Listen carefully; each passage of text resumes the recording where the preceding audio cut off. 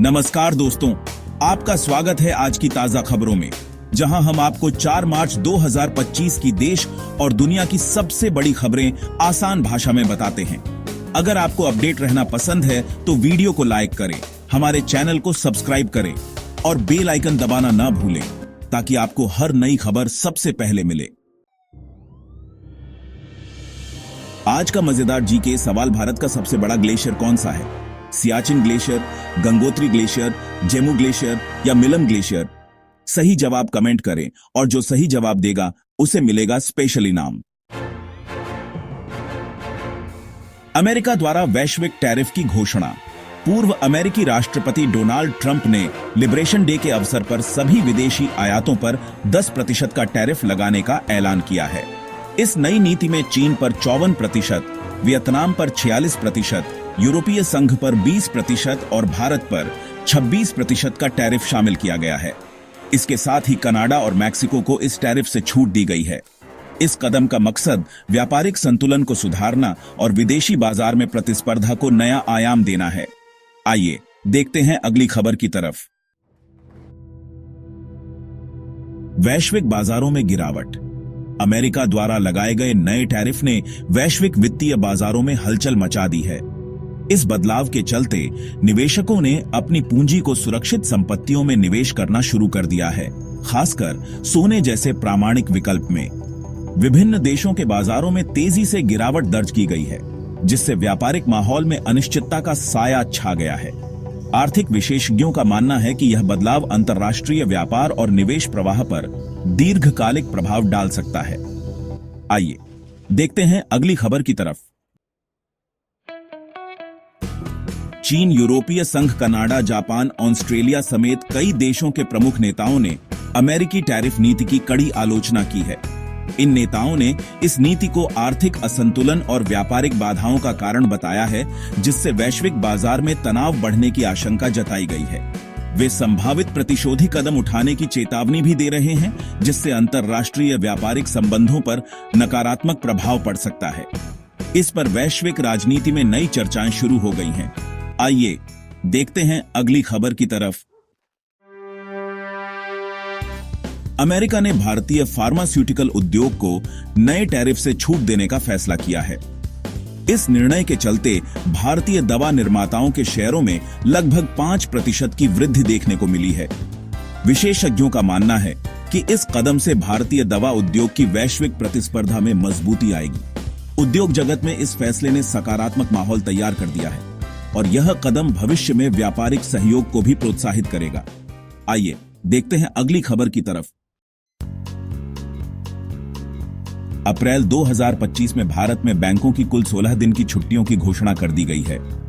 इसमें सार्वजनिक अवकाश के साथ साथ दूसरे और चौथे शनिवार व रविवार भी शामिल हैं। इस घोषणा से कर्मचारियों और आम जनता को राहत की उम्मीद जताई जा रही है। विशेषज्ञों का मानना है कि छुट्टियों के इस प्रबंध से बैंकिंग सेक्टर में काम का दबाव कुछ हद तक कम होगा और लोगों को पारिवारिक एवं व्यक्तिगत समय बिताने का मौका मिलेगा। आइए देखते हैं अगली खबर की तरफ। गुजरात में पटाखा फैक्ट्री में विस्फोट। 1 अप्रैल को गुजरात के डीसा में एक अवैध पटाखा फैक्ट्री में भयंकर विस्फोट हुआ, जिसमें कम से कम 21 लोगों की दुखद मृत्यु हो गई। इस हादसे ने स्थानीय प्रशासन और सुरक्षा एजेंसियों में खलबली मचा दी है। घटनास्थल से जुटाई गई जानकारी के अनुसार फैक्ट्री में सुरक्षा मानकों का पालन नहीं किया जा रहा था, जिसके चलते यह हादसा हुआ। जांच में तेजी लाने के लिए प्रशासन ने तत्काल कदम उठाने का आश्वासन दिया है। आइए देखते हैं अगली खबर की तरफ। झारखंड में ट्रेन दुर्घटना। साहिबगंज के पास 2 मालगाड़ियों की टक्कर में एक भयंकर ट्रेन दुर्घटना हो गई, जिसमें 2 लोगों की मौत हो गई और 4 अन्य घायल हो गए।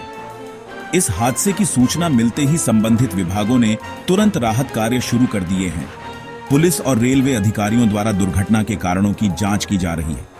यह घटना रेलवे सुरक्षा में सुधार की आवश्यकता को दर्शाती है और यात्रियों की सुरक्षा सुनिश्चित करने के लिए कड़े कदम उठाने की मांग उठी है।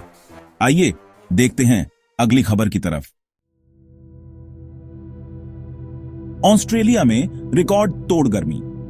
ऑस्ट्रेलिया ने अपने इतिहास में सबसे गर्म 12 महीने दर्ज किए हैं। जिससे देश भर में जलवायु परिवर्तन को लेकर गंभीर चिंताएं उठी हैं।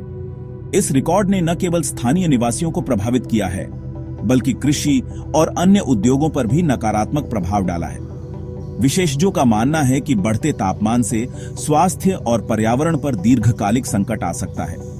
सरकार ने राहत योजनाओं और कड़े उपायों की घोषणा की है ताकि इस स्थिति से निपटा जा सके।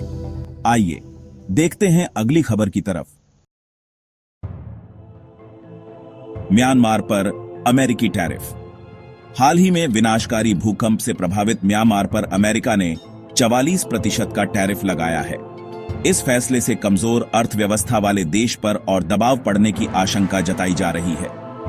अंतर्राष्ट्रीय समुदाय ने इस कदम की निंदा की है और आर्थिक विशेषज्ञों ने चेतावनी दी है कि इससे म्यांमार की रिकवरी प्रक्रिया में बाधा आ सकती है।